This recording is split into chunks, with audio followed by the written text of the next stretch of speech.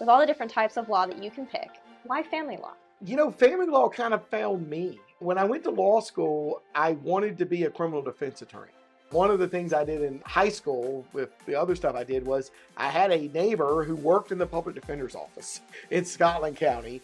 And I would go up there and trash and just talk to the public defenders and the attorneys and, about their cases and stuff because I want to go law school, or I thought I did. But I really had gone to law school thinking that I was going to do criminal defense. Once again, this overwhelming sense of justice, right? There's no greater sense of justice than to have somebody who's wrongly accused be found not guilty. Yeah. But I also knew that if I was going to be, a growing community, but when I got it was a small community, you kind of needed to be a little bit of a jack of all trades. Welcome to another episode of Best of Johnston County, brought to you by Breeden Law Office.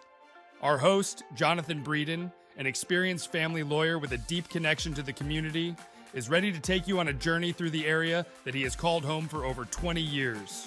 Whether it's a deep dive into the love locals have for the county or unraveling the complexities of family law, Best of Johnston County presents an authentic slice of this unique community. Hello, and welcome to another edition of the Best of Johnston County Podcast. I'm your host, Jonathan Breeden. And today we're going to do another special edition of the Best of Johnston County Podcast that we call Ask Jonathan Breeden Anything. Normally on this podcast, I, Jonathan Breeden, as the host, interview interesting community members from in and around Johnston County about what they do, why they love Johnston County, and how they serve the citizens of Johnston County, whether it be elected officials, people running for office, small business owners, or other community leaders. And every few episodes, we do one of these special edition episodes that we call Ask Jonathan Breeden Anything. And that's what we're going to do today. And I'm being told that this particular version of Ask Jonathan Breeden Anything, I am going to be asked some of the very same questions that I ask the guests who come in here and meet with us every week so kindly. So that will be an adventure to see how I answer the questions that I like to ask. So this will be a lot of fun. But before we get to that, I would like to encourage everybody to like, subscribe, or follow the Best of Johnston County Podcast wherever you're seeing this podcast, whether it be on Apple, Spotify, YouTube, TikTok, LinkedIn, or any of the other Best of Johnston County social media pages, because that is how we continue to increase our reach, and it'll make sure that you're aware of all future episodes of the Best of Johnston County Podcast. The Best of Johnston County Podcast comes out every Monday. So anyway, okay, Raena Burch is here to ask me these questions, and we'll see how it goes. All right. Are you ready to be put on the spot like you put everybody else on the spot? Right. And I always tell them, because people are nervous when they come in and meet with me, and I'm like, you're going to know the answers to the questions because I'm asking you about your life. And we were thinking off air, and I was going, well, what is she going to ask me? And then you said to me, you know the answer to the questions because they're going to ask you about your life. Yes, I did. So you're giving me a pep talk like I give the guest pep talks. Yes. So we'll start out with the first thing that you pretty much ask everybody who comes on the podcast. Where are you from? How did you get to Johnston County? Like, what was that journey? Okay. When I was born, my parents lived in Dunn, North Carolina. My dad worked at I guess they made jeans. I think the factory is still there in Irwin. But shortly thereafter, my parents moved back to my mom's home of Chadron, North Carolina, Columbus County. And I lived there until I was 5. My dad went back to school to become an accountant at what is now UNC Pembroke. And once he graduated from there, he got a job and we moved to Laurinburg, North Carolina, which is right on the North Carolina-South Carolina line, about 45 minutes south of Fayetteville or 30 minutes west of Lumberton or 30 minutes east of Rockingham, right on North Carolina line. North Carolina looks a little bit like a gun, right where it cuts towards the beach. Yeah. It's where I grew up in a very small county, population of about, anywhere from 25 to 30,000 people there in Scotland County. And I lived there until I graduated high school. And I was a pretty good student, and I was involved in a lot of extracurricular activities. I was in Scouts. I made it all the way to Life Scout, and I was involved with the Key Club in high school and doing other community service type things. Volunteered some with the Red Cross, just tried to be in the community. My father was in the Optimus Club, and they ran the local baseball parks and the little leagues baseball. So I played in that, and then those were my first jobs, raking the field, putting out the bases, running the scoreboard. Yes. Those types of things were sort of the jobs I had in middle school and high school, and enjoyed working with the Atlas Club and the youth, and got to see a couple of players come through that program that ended up making it to the major leagues. Oh, wow. Including Brent Butler, who now lives in Wilson. He made it to the major leagues with the Rockies. There was also a young man named Jonathan Adams who played in the major leagues for the Toronto Raptors. He came through the program at the time, and not the Toronto Raptors, the Toronto Blue Jays, the baseball team. But anyway, he did make it. He played at Carolina, did make it to the major leagues for a couple of years. So it was a fun time growing up in, this is the 80s in very small town North Carolina. My father was an accountant. My mother was a nurse. She worked in the emergency room in Lumberton, and nothing too crazy.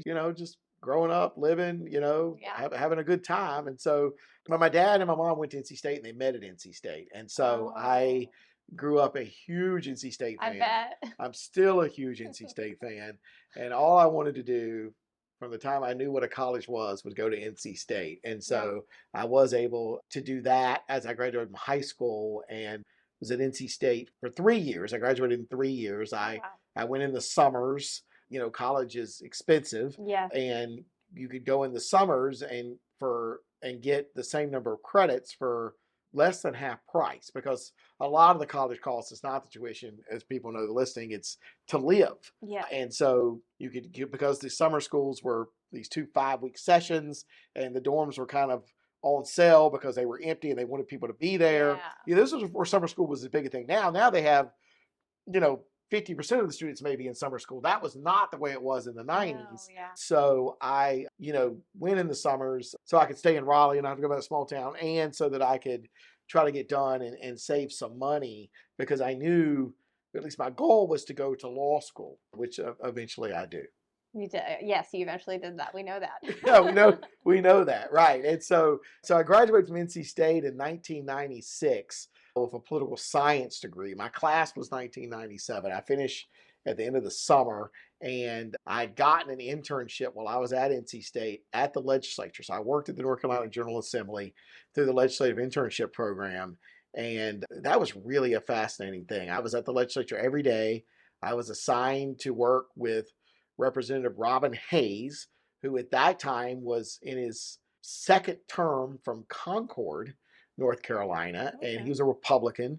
And this was a time when the legislature, for the first time since Reconstruction, flipped from Democrat to Republican, and that the North Carolina Republicans got the North Carolina House. Oh. They picked up 26 seats, and they went from 42 of the 120 seats to 68 of the 126 seats in the 94 election, with sort of the Gingrich Revolution, the Gingrich contract for America.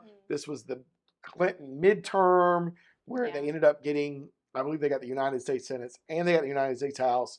Newt Gingrich becomes United States Speaker. The North Carolina Republicans had this thing called the Contract for North Carolina. They were headed up by a representative from Asheboro named Harold Brubaker, and his top assistant that helped spearhead this was a man named Leo Daltrey from Smithfield, who was in the state house at that time. He had moved over from the state senate to the state house. And the third in command with that group was another Johnstonian by the name of Billy Creech. And Billy Creech now, I think, lives in Oriental, but he lived in Clayton and represented Clayton, and Leo Daltrey lived in Smithfield and represented Smithfield in the North Carolina House in the 90s. And so those three men were largely responsible for a lot of the things that happened in the mid to late 90s in North Carolina. And, big inspirations for you. Right. Well, and my friendship that I made with them, made me think you can tell a lot about a people by who they elect. Yeah. You really can. And those were two of the finest, most ethical, nicest people you could ever meet. I'm from a small town. These legislators were like movie stars to me. You know what I mean? And really none of them acted that way. Yeah. They were truly was and still is a citizen legislature. Yeah. And they were there doing the best they could, part-time for the state. And I don't think they really realized that they were going to go from being in the deep minority to in the majority. And it's leading. Right. Well, then you have to govern, and that's it's real easy to be against what the other side's doing. It's much harder to lead. But that's one of the reasons I ultimately ended up in Johnston County was my friendship with Leo Daltrey and Billy Creech that I made when I was at the legislature in 95 and 96. Robin Hayes goes on to run for governor in 1996, wins the Republican nomination, loses to Jim Hunt. Jim Hunt was elected for the fourth time. Jim Hunt was governor twice in two separate 8-year terms from 76 to 84 and from 92 to 2000. And then Robin Hayes goes on to be elected to Congress in 98, and he serves in Congress for about 10 years. And then he becomes the state Republican Party chairman.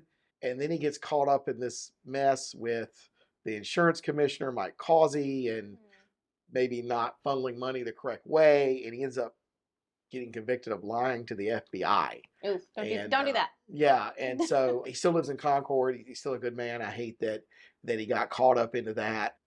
But you know, it is what it is. But he served this state and his nation for a long time and did a good job. It was unfortunate how it sort of ended for him. But his family, you know, they own, part of his family owns Cannon Mills, and they've been a very philanthropy. Yeah. You know, that family has done so much for North Carolina. So I hope people will remember that and not sort of how it ended with the conviction for not telling the truth to the FBI in an investigation. So, but yeah, so that was a lot of fun. And so you started out in Scotland County. I did. You were in Wake County for undergrad, and Correct. then for your grad school, for law school.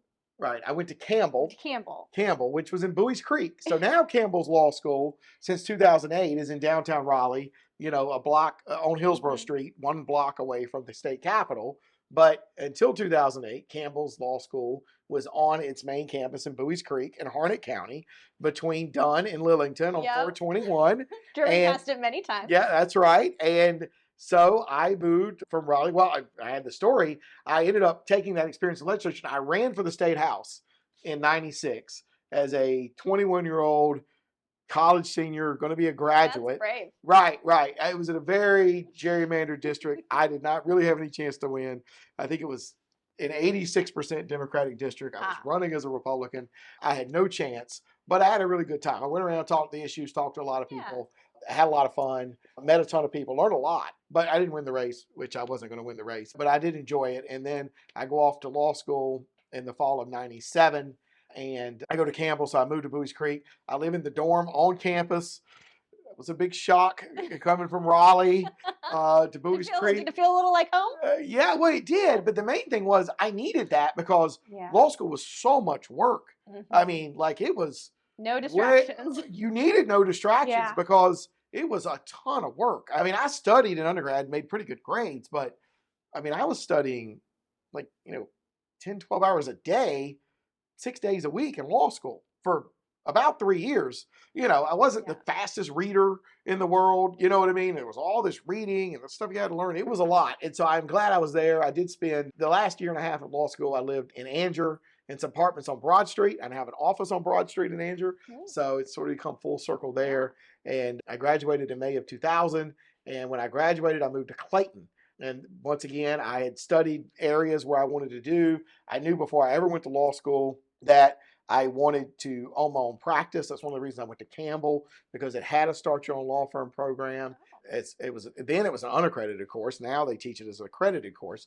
And I took that course all 3 years and learned about business planning and marketing and office placement and stuff like that. Yeah. And the main thing I learned was I was watching people that had graduated that were friends of mine come back and say, I've taken the same education you have and I have been successful. And I'm thinking, well, if that person can be successful, then Jonathan Breeden probably can be successful. They're not any smarter than me, not any more special than I am. Yeah. And so that's what I did. And a lot of people often will ask me, like, why did you go to law school? That's always a question that people want to know.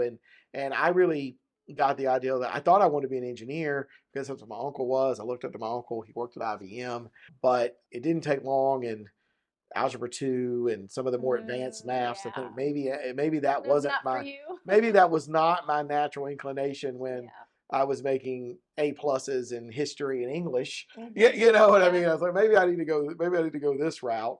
But it really was when I read the Fellow's Papers. So they make you they still require a high school civics class in North Carolina. Back when I was in high school, it was in 9th grade. I think now it's moved to 10th. But it was civics and economics. And in the civics class, you read the Fellow's Papers, you read the United States Constitution, you read the Declaration of Independence.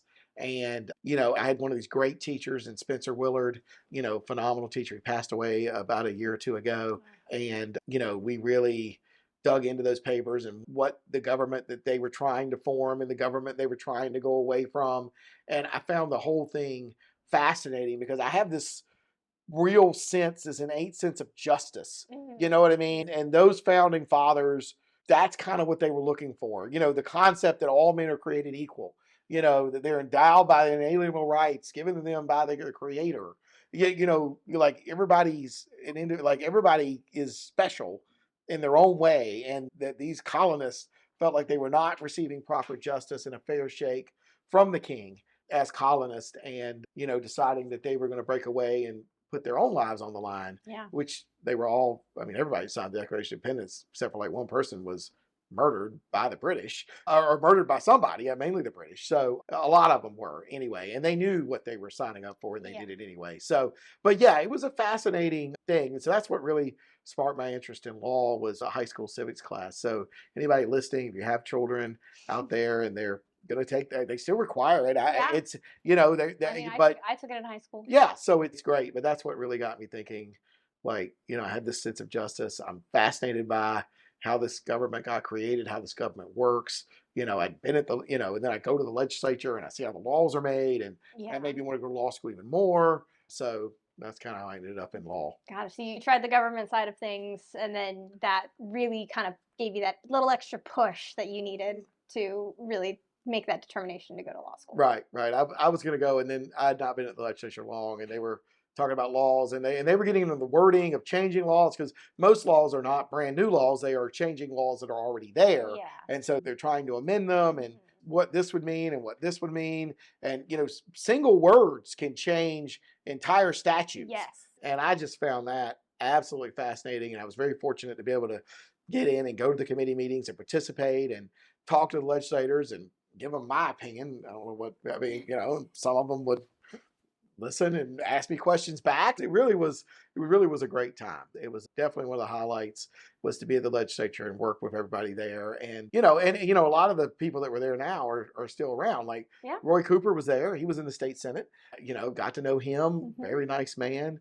Bev Perdue was in the state Senate at the time. She goes on to be governor, became friends with her. Like, it's really, it was really fascinating. It was a really fascinating time. And, just a lot of really nice people trying to do the right thing. Yes. And they did. It wasn't this highly politicized, polarizing things now. They all had their own opinions as to where the state needed to go, and they didn't always agree. No. But it wasn't like it is now. I think back then as they realized, we have a lot more in common than we have different. Correct. Kind of moved a little away from that. Well, and they had to get along there because the Democrats still had the state Senate at 26-24, and the Republicans had the House, and the governor didn't have veto power. Yeah. So the governor was there, but he really couldn't say a whole lot. And so it was neat. I got to be in the meetings where they would meet and decide what they were going to do. And it really was fascinating. Compromise and teamwork. Yeah, it really was fascinating. Everybody was respectful and nice to each other. And that's not what it is today. And at least there was a legislative basketball team back then. And I don't think they have that today. And I don't think it's quite the same. And that's unfortunate, that it's kind of gone that way in the last 30 years, but it is what it is. It is what it is. Have family law questions? Need guidance to navigate legal challenges? The compassionate team at Breeden Law Office is here to help. Visit us at www.breedenfirm.com for practical advice, resources, or to book a consultation. Remember, when life gets messy, you don't have to face it alone. So, again, Scotland, Wake, Harnett, and then you ended up in Johnston County. Right. When you started your practice. Now, why did you pick Clayton? Because you said you researched where you wanted to go. I did. I was studying places to go, and being this huge Wolfpack fan, I felt like I wanted to be around Raleigh so I could continue to support the Wolfpack and this brand new team that I'd fallen in love with called the Carolina Hurricanes, who had just showed up. Yep. And so but I knew I didn't want to be in Raleigh. Raleigh, I looked at how many lawyers per capita and all that, and Raleigh had too many lawyers per capita, but the areas around Raleigh didn't have enough. And I had a professor who taught me the Start Your Own Law Firm class. He's like, you can live in the counties around Raleigh and go to all the Wolfpack games you want to go to without having to try to build a business in Raleigh where there's too many lawyers. Yeah. And so I looked at all of the counties around Raleigh, including Harnett, where I was living at the time, Lee County, Johnston County, Franklin. I also started looking at some of the politics of the counties. I looked at who was like the county commissioners, what they were doing. I looked at tax rates. I looked at growth trends. You didn't really have the internet. The internet was new back then. So I subscribed to some newspapers. Yeah. Started reading the Clayton News Star. Paper doesn't exist anymore, I don't believe. But, in other newspapers, I was familiar with Lee County and Sanford because they were in our conference in sports. I used to go there. But ultimately, I decided that just going back to my friendship with Leo Darcy and Billy Creech and just thinking that Johnston County was starting to explode and was going to continue to explode and did not have enough lawyers, was an underserved area, and it was not very far from Raleigh. And so I ended up moving to Johnston County even before I passed the bar. Oh, wow. Because I knew I needed to get focused to study for the bar exam that summer. So I moved to Clayton in May and I took the bar exam in July of 2020. I moved into Amelia Village. I was one of the first people to ever live in Amelia Village. It was brand new right there in Clayton now. Amelia Village is a huge apartment complex now, beautiful place. But literally when I moved in, there were like 3 buildings and a pool. And, and I drove to Campbell every day down to Boos Creek to study for the bar and watch the videos and do the bar prep classes and all that stuff. Because I needed to treat it like a job. Like I had to get up, I needed to schedule, and I was able to pass the bar and start my practice right here at 4042 on October 1st, 2000. Oh, wow. This has been almost 24 years. Yeah, right. It's coming up on 24 years. It is. So I know you have like your wife and 2 beautiful children. So where did Beth come in? Well, so I was here, practicing law, and I met her. I was involved in the community. I told you about the community service in high school. I continued to do the community service when I got here. So I got involved with the Crossroads Civitan Club. I got involved with what was the Clayton JCs, and then the Clayton JCs fizzled out as the people that were running it had children, didn't have time anymore. And then I go into the Garner JCs, and then the Garner JCs fizzled out as the people that were in charge of it ended up having children, not having time for it anymore. And so then I went to the Raleigh JCs so that I could still be involved in the community. And that's where I met my wife, was at a wine tasting fundraiser for the Raleigh JCs, are raising money for their Christmas cheer program.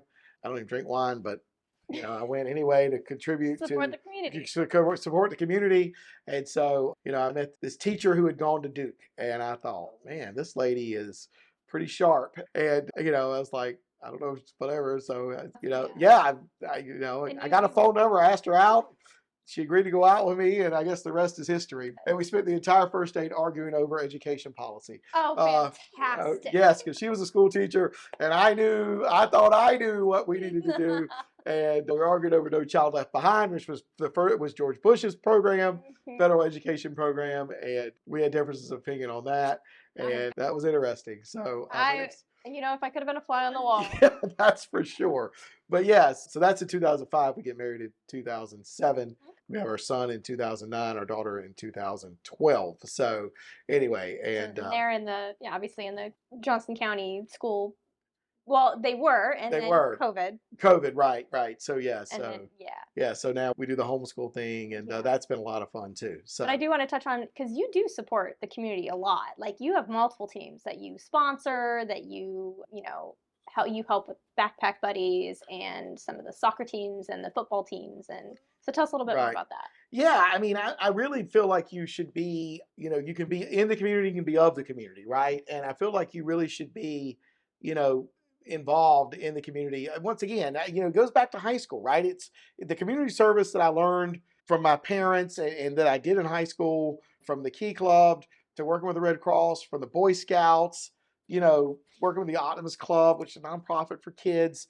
Yeah. I just took that with me into adulthood, and, somebody had to sponsor the teams that I played on, growing up. And so I always felt like if I could, build a business that was successful enough that it had profits that could be invested back into its community that it should be. And so I have continued to do that the entire 24 years that I've been here. I've been very fortunate with the growth of the business over the last 4 years to be able to do more in the community with, with some larger donations and also more teams as the businesses continue to grow.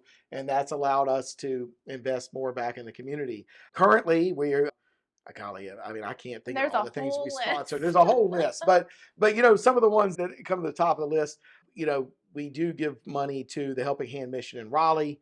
I'm a big supporter of what they're doing and their homeless shelter and stuff like that. Backpack Putties here in Cleveland, we've had them on this podcast before, where they're sending home backpacks full of food for kids on the weekends on Friday, so they'll have food throughout the weekend until they can get back to school on Monday. As far as some of the other things, we sponsor the Partnership for Children. They do a huge fundraiser usually in the fall. The Partnership for Children is the current version of what was called Smart Start, which was started when I was at the legislature in the mid-90s by Governor Hunt, which was really focused on early childhood education and development and children 0 through 5 so that they're ready to learn when they get to school, whether that be early reading programs, nutrition programs, diapers, anything that they can do to support children between the ages of 0 and 5. And so we continue to sponsor them. There's My Kids Club in Selma, which is the Johnston County version of the Boys and Girls Clubs. It was called Boys and Girls Clubs a few years ago, and then they switched. They went off and did their own thing, and they separated from the Wayne County Boys and Girls Club. I'm now being told that they're going to merge with the Wake County Boys and Girls Club, and it's going to go back. It's not going to be called My Kids Club anymore. It's going to be called, I think it's going to now be called Boys and Girls Club of Johnston County. I think, I could be wrong, but they're going to merge back with Boys and Girls Club, and they do a tremendous amount of work there in Selma with kids with their after-school programs and their summer programs. They've got a brand new building that just opened in the last few weeks, so we try to sponsor them and do what we can to help them. There's the Harbor Shelter in Johnston County for domestic violence victims. Hopefully we'll have one of them on the podcast. We try to sponsor what they're trying to do, so they got places for people to go. They also offer classes for domestic violence victims, whether they're even if they're still in the relationship or they're trying to get out of the relationship. And so we try to support them in the community as well. And then there are all the teens in the high school. So we try to help Cleveland High School. I mean, we do a lot with Cleveland High School. I'm a sponsor of the Future Farmers of America program, on the scoreboard at the football stadium. I'm a scoreboard sponsor for the athletic department. I sponsor the Twitter player of the game, or now the X player of the game for Cleveland High School football. I'm a sponsor of the band at Cleveland High School. I think they give out a trophy every year with my name on it to somebody at the band competition in October. So I do probably more for Cleveland High School than I do for any. I also sponsor the plays they do. They have a drama program there. I've sponsored a couple of plays. I know they did Legally Blonde a couple of years ago. So we do try to, pour back into community. I'm the sponsor or top sponsor of the Cleveland Middle School Band. It's important to note, your kids don't go to these schools. No, they do not. They do not go to these schools. Yeah, this is just you supporting the community. Right. And I'm a believer in music and the bands in particular, because, not everybody can be big and strong and play sports, but everybody can play an instrument if they want to and be involved in the camaraderie of that. We sponsor the Triple S band, the Smithfield Selma High School band. We do that every year. We got involved with them when they were going to New York a couple of years ago, and they were trying to raise money to take those kids to New York. We do that. We sponsor the West Johnston High School band, done that for many, many years, and so we do that as well. And then, of course, I was on the board of the Greater Cleveland Athletic Association from 2014 to 2024. So basically 9 or 10 years on that board, and worked with that board before that. And so I've been sponsoring all types of teams and programs in GCAA, from basketball to soccer to individual baseball teams and softball teams, to a softball sponsor over the whole program now. My kids were able to play at GCAA over the years. They do a great job there. It's a tremendous organization. We'll probably have somebody on from that group to talk about all the stuff they're doing on the podcast here in the future. But it's a massive group. It serves over 3,000 children every year, completely volunteer run. So those are some. There are others. But that's just some of the ways that we try to, my teammates and I try to give back to the community around us that has given us so much. But that's part of it, right? I think that's part of being a good person, a good citizen. You know what I mean? Because I mean, we're all in this together, right? Yes. It kind of does take a village. I mean, It really does. right. I don't agree with everything Hillary says, but it really is so that's some of the stuff that we do, in the community. And then, other people, there's other stuff that are not really sponsorships where people have a fire or, Yeah. somebody dies Mhm. or, I mean, and right. Tragedies. Right, Yeah. right. Where you continue to try to just help people. I'm very blessed that I've been able to, build the business I have the success I've had, have the health I've had, and the great people that work for me. You know what I mean? And I don't forget that. You know what I mean? I don't take that for granted. No. And and I do think it's important to get back. And I encourage all the people that work for me to get back. And I've got employees that are now the head of the service committee for the Johnston County Bar Association, and those types of things, helping with diaper drives and stuff like that, because I want them to learn just as much as I did, and they're also wanting to give back as well. Yes. So we try to do a lot. We do as much as we can. We could probably do more, but we just try to do what we can do. Yeah. And I do have one thing before we get to the very last question that we ask everybody. Right. Before we get to that one thing I do want to know, with all the different types of law, and I think I know the answer to this already just based off of everything that you just said, but with all the different types of law that you can pick, why family law? Family law kind of found me, right? When I went to law school, I wanted to be a criminal defense attorney. One of the things I did in high school with the other stuff I did was I had a neighbor who worked in the public defender's office in Scotland County. And I would go up there and take out the trash and just, talk to the public defenders and the attorneys and, about their cases and stuff. Cause I want to go lawyer. I want to go to law school, or I thought I did, but I really had gone to law school thinking that I was going to do criminal defense. Once again, this overwhelming sense of justice, right? There's no greater sense of justice than to have somebody who's wrongly accused be found not guilty. Yeah. But I also knew that if I was going to be in a growing community, but when I got it was a small community, you kind of needed to be a little bit of a jack of all trades. Yeah. As the attorneys that I respected and grew up in Laurinburg, a lot of them did a little bit of everything to build their businesses. And so I did take family law in law school, and I thought that it might be something I could do when I started, because there's always people needing family lawyers. And it's a small business. It's cash and carry kind of thing. Like, you don't have to, a personal injury case you have to work on for 12 or 18 months before you get paid. Well, family law case, it's like a criminal law case. If they hire you today, you get paid today, you get that money, you represent them tomorrow. And so when I came here, I started doing criminal defense and some family law, because that's what was coming here. And I really didn't want to do real estate closings. So there was tons of those because of all the houses around here. And so for 7 or 8 years, I was on the court appointed list, and I represented attempted murders, rapists, all that on the court appointed list. And I also was representing people in DSS court. And that's where their kids have been taken by the county and they've been placed in foster care. And I represented parents trying to get their kids back.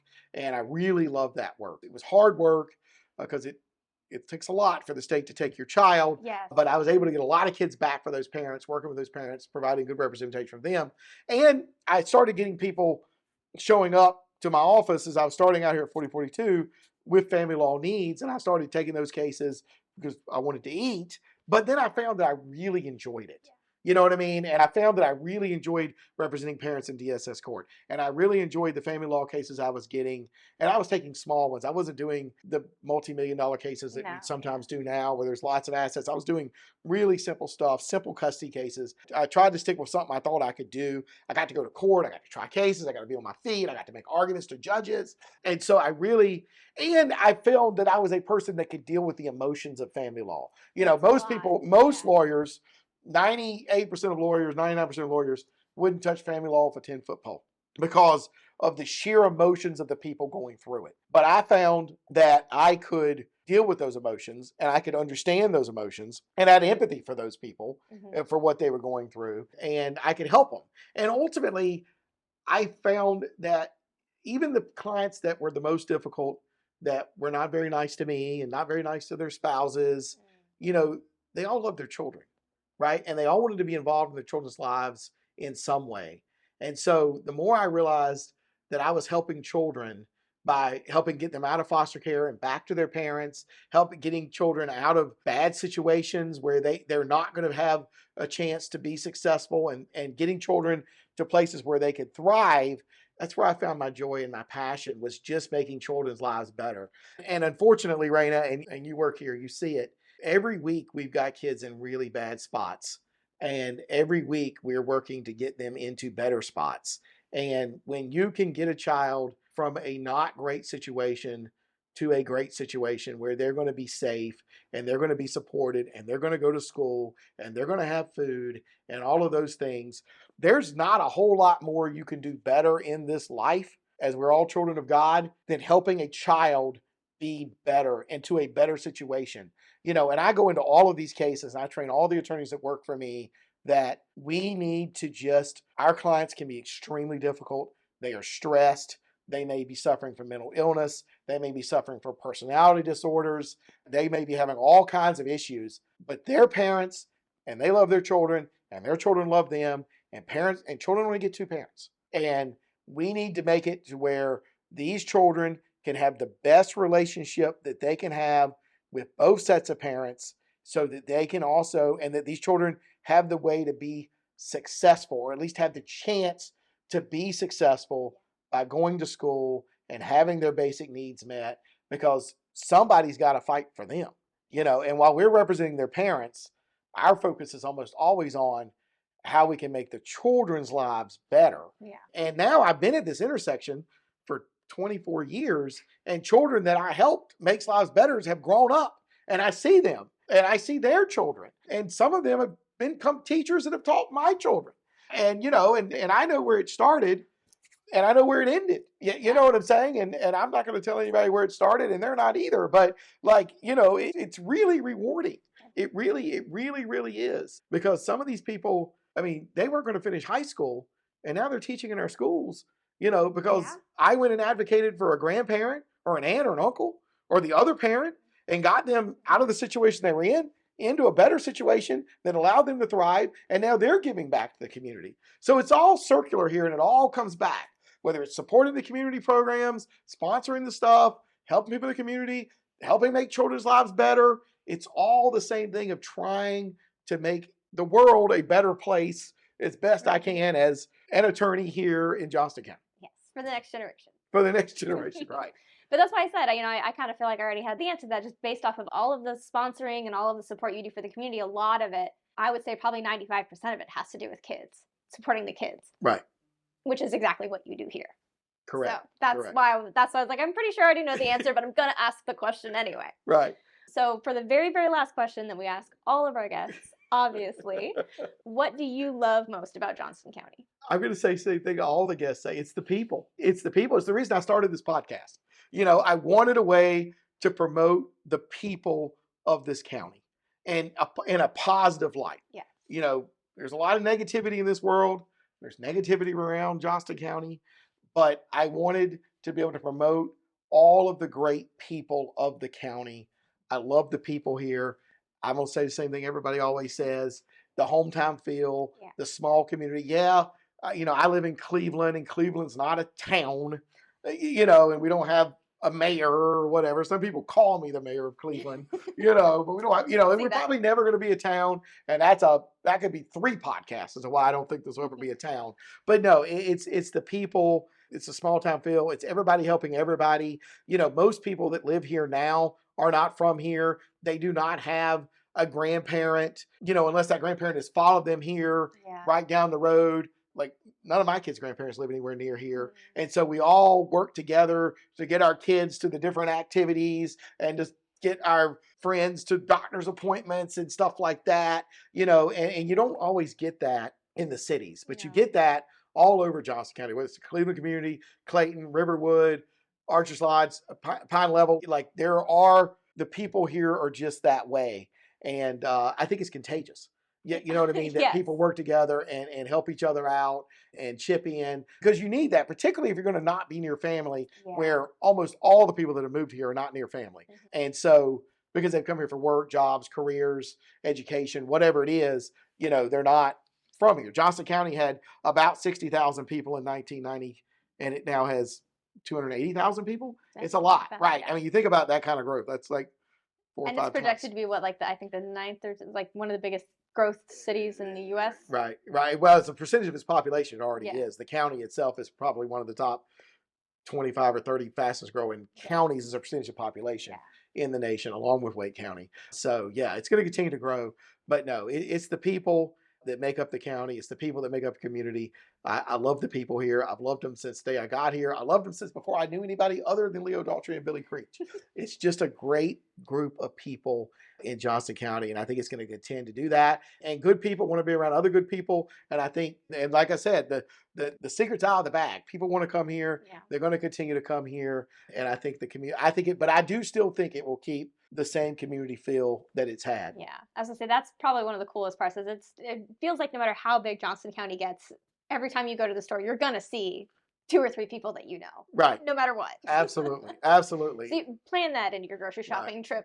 Right. And if you take your kids with you, your kids know even more people Yes. than you know Yes. because of all the kids they meet at school Yep. and stuff like So that. always add in that extra 10 or 15 minutes to talk to people. Right. No doubt. So yeah, that was a lot of fun. Well, I'd like to thank Raena for coming on here and asking me the same questions I ask everybody else on this podcast.